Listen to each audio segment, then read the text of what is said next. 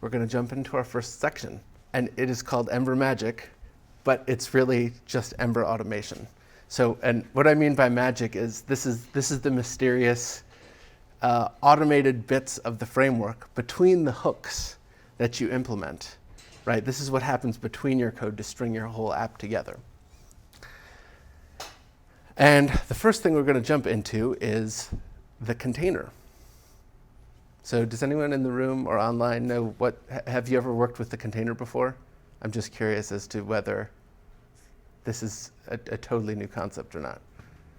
So I'll keep an eye on chat, but it looks like this is mostly new. So the container is really a place where important objects reside. This is where, factories for components live. This is where singletons live. And it's really just a key value store that will store the router under router.main or router:main.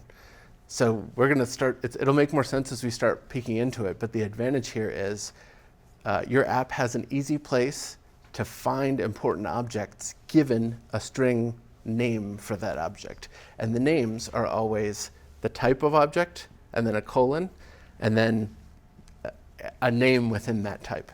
So in theory, you could have multiple routers. I would not advise it, nor can I even imagine why one would want to do that kind of thing. But you can see here, that is the main router. And a route, you have many routes, but this is where you get the index route under route:index. So the benefits of it are that we can make sure that our singleton logic works properly, that we keep track of our single instance of an object and can share references to it all over the place. So you have one store for Ember data.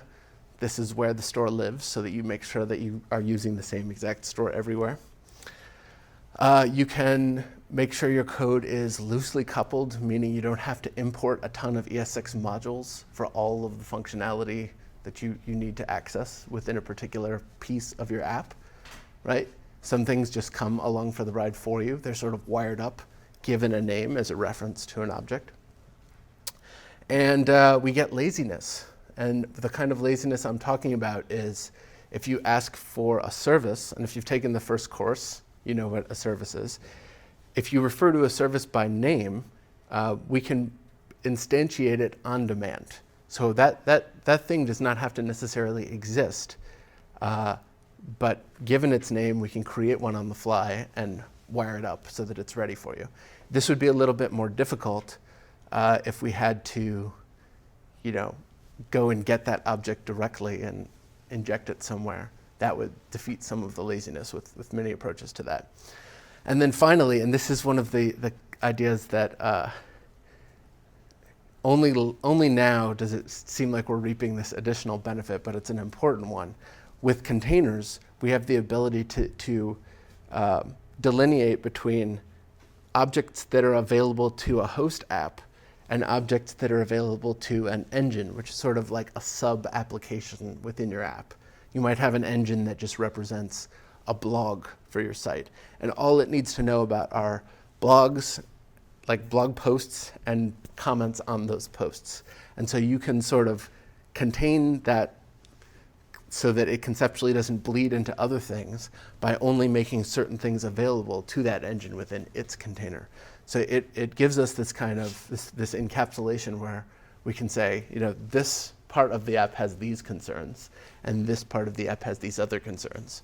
And unless we explicitly, change that principle, nothing will accidentally start, creeping into anything else.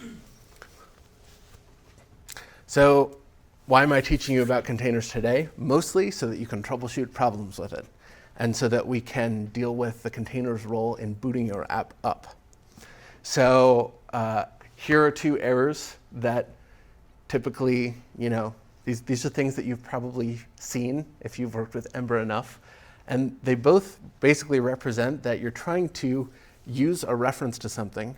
You're using a container key, and there is nothing in the container stored under that key, under that string.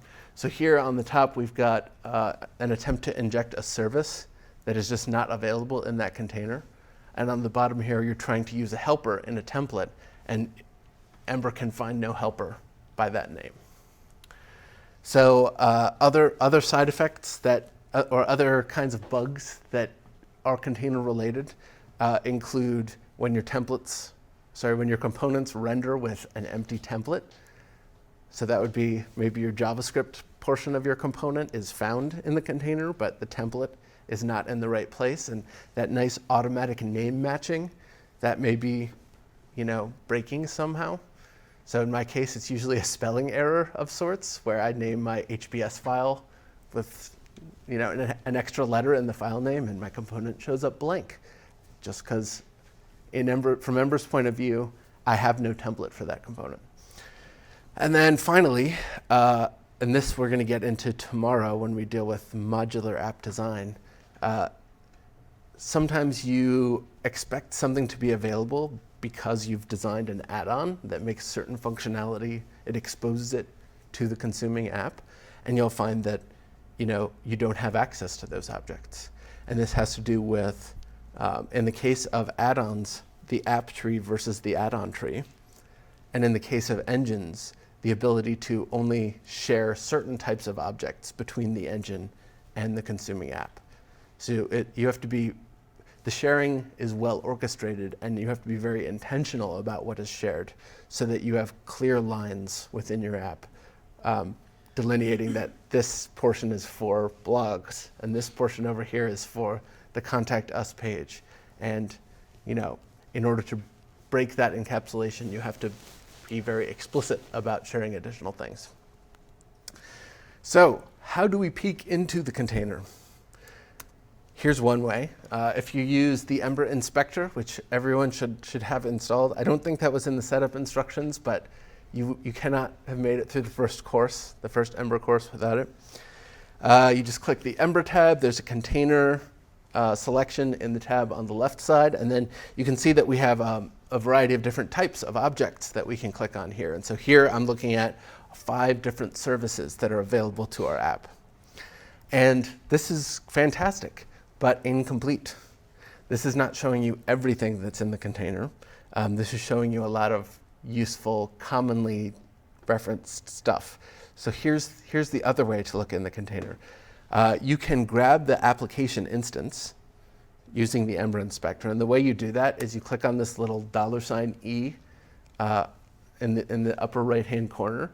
What that will do is it will make that object, that main application, available as a global in your console.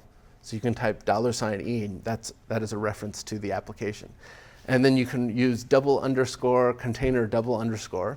And this is private API, but has not changed in at least 2.5 years, and I don't suspect will change much in the future. But this is a way to get visibility into the container incompleteness, including types that the Ember inspector has never seen and doesn't know about, and so doesn't know to show you. So we're going to be adding some things to the container, and you may need to use this second approach in order to make sure the stuff you added is present and is available under the right key.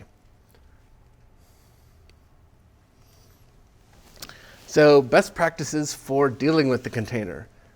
Don't touch it directly. Don't mess with it directly. There's a nice API surface that's available to you. It's called the registration API. So make sure that you're always using that instead of just placing objects directly into that object, assigning some module equal to container bracket key. That's bad. You have to think of this like it's constructor logic. And what that means is you're mostly doing stuff to set things up for things that occur later on. So if you were thinking about your Ember app as basically a giant JavaScript object with a constructor and a prototype and so on, this is constructor logic, particularly when we're messing around in initializers, which we'll go into in a moment. You can't even depend on, unless you take some extra steps, you can't depend on your app being fully materialized yet. It's not all put together yet necessarily. You're sort of in the process of putting things together. There was a new API that came out about 6 months ago called GetOwner. So ember.getOwner is the way to get access to a container that pertains to the object that this is, it will get the container that this belongs to, is the way to think about it. So if you're within a component, that'll get you that component's container. And that will be true if you're in an engine or if you're in the host app. It'll always be the right thing. So, and the way I like to use the container, the thing I find myself doing most in terms of putting objects in there is configuration objects. So a lot of times add-ons will have some options that you can set up in the config/environment.js file, which is just the common thing that gives you environment-specific options. It basically assembles a big object for you, and that can look different in staging or production. The reason that I opt for config in the container instead of a big ES6 module is because it gives other add-ons the opportunity to potentially set up different defaults. So an example of this would be if I am using someone's notification add-on that has little flash messages coming down from the top of the screen when a record is updated or when there's an authentication error or something. If I want to make that part of my UI kit and have, maybe it's like a material design UI kit, I might want to set the particulars of that add-on up so that it conforms with what I want for my UI kit. And that means a host app still needs to be able to set its own options. But when you have this object in the container, it is dynamic, and anything that interacts with that app has the ability to add new options or to override defaults, things like that. So it's a little bit more flexible, and you have access beyond the host app itself when you're dealing with container objects. It's almost like a little singleton, right? That is a little bit more dynamic. This will make more sense when we start using it at the end of this little section here.